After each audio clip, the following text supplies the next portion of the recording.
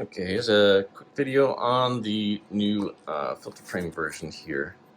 In this piece, there's a space created up here to put a pre-filter and just a single slanted slot so that UV sanitizing can reach all the portions of it. And what you do is you set this on the filter paper or the filter media and cut around it like a stencil.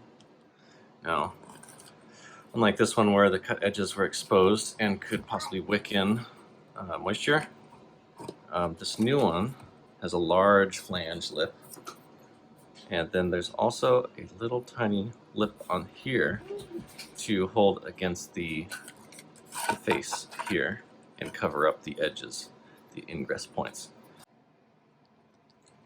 Alright, so put the filter on here.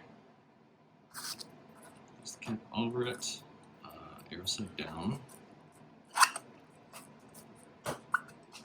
presses in place.